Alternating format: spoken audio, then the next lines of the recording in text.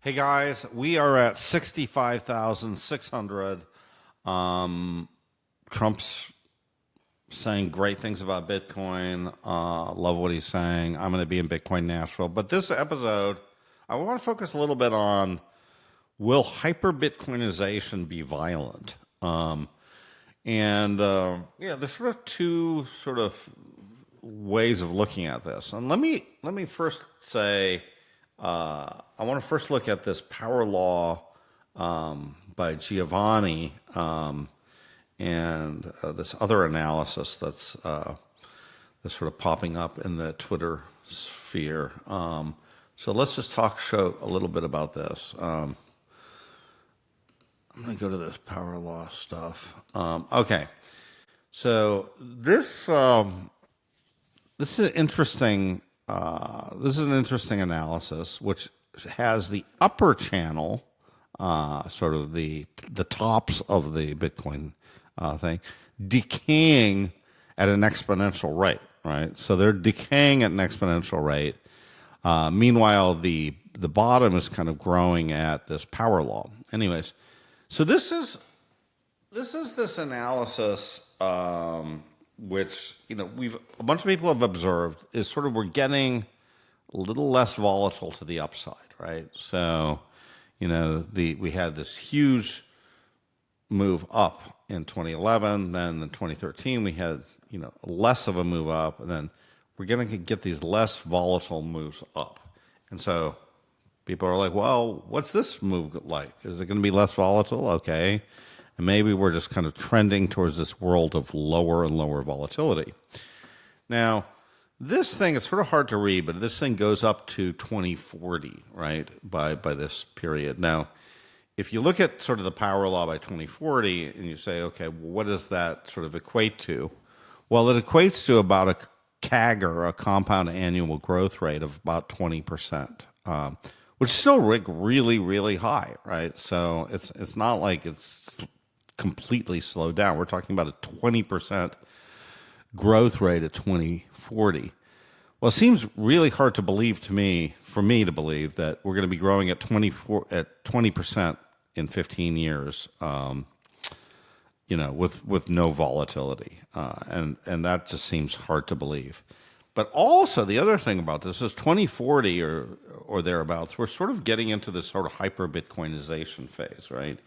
If you look at this kind of, prediction for where we are, we're at, we're at $1 million a coin. We're at probably several $1 million a coin, maybe $5 million a coin by 2040. So, if we believe that Bitcoin's achieved this result by 2040, it's probably likely to believe that we've kind of achieved hyper-Bitcoinization by then as well. And so, the question really is this violent, or do we just kind of transition into this right now? There's this great picture of that I reproduced in our book about horses versus cars, right? So you see this picture of Fifth Avenue in 1900, and it's all horses. And then you look at the same stretch of Fifth Avenue 13 years later, and it's all cars. So, things can happen pretty quickly when it comes to changing technology from the horse and the buggy to the car. It happens completely, and it happens in the space of something like 13 years. Now, that particular transition wasn't that painful. It was painful if you were in the horse and buggy business, but generally speaking, we kind of went from horses to cars pretty painlessly. Now, Weimar Germany was much more painful. There was people who were starving in the streets, bread lines, people, bringing wheelbarrows full of cash. But it also was pretty quick, So in 1922, the hyperinflation in Germany started.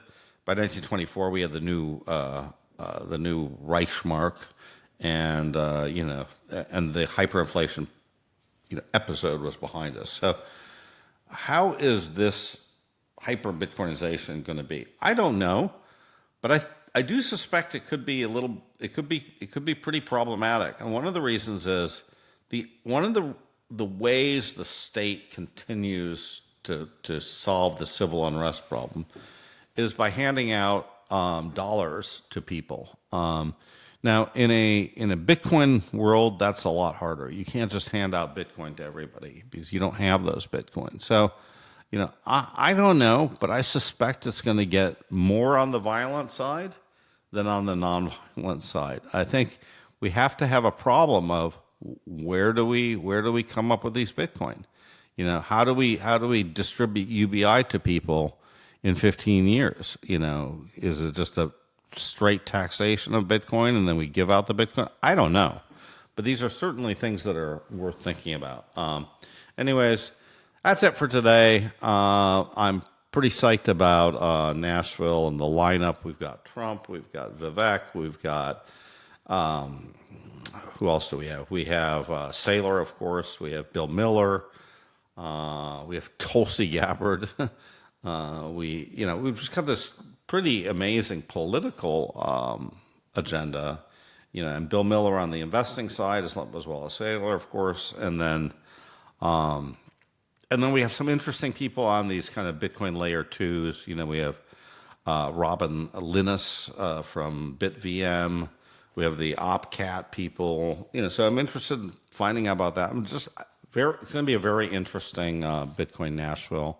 A lot of people that I know are going to be there. If you're there and you want to meet up and say hi, great. I'll be around. I'll be at the conference. I'll be at the whale party on, I think, Saturday it is. And so, yeah, I'm going to be there. It should be fun. So definitely try to meet up in Nashville. And, the market looks great. Bitcoin looks great. And talk to you guys later. Oh, by the way, please, if you don't already subscribe to my YouTube, please hit the subscribe button. It means a lot. I'm trying to get my YouTube numbers up. In terms of Twitter, I think I've kind of going to cross 75K either today, tomorrow, pretty soon. So my numbers on Twitter are great. I'm trying to hit 16,000 on YouTube. So thanks a lot for getting me to 15. Really appreciate it. Thank you very much. And thanks for my new sponsor. I have a new beef sponsor that I'm pretty psyched about. I want to promote, I really want to promote use of Bitcoin. And so Shirttail Creek Farm has agreed to give me some steaks. And by the way, there's a new promo code that they gave me. So if you give the promo code KRUEGER, anyone gets $10 off an order over $100. So use KRUEGER, KRUEGER. Use the KRUEGER thing, and we'll get you some discount on your steaks from Shirttail Creek Farm in Texas. So I'm super excited to talk about that. And Ben and I are going to do some grilling when we get our steaks, and we'll tell you what we like and what we think is best. So we're excited about the steaks, and in general, I'm excited about people using Bitcoin. So this is really, this is not for money. I genuinely want to promote Bitcoin usage. Thank you guys. I will talk to you guys soon.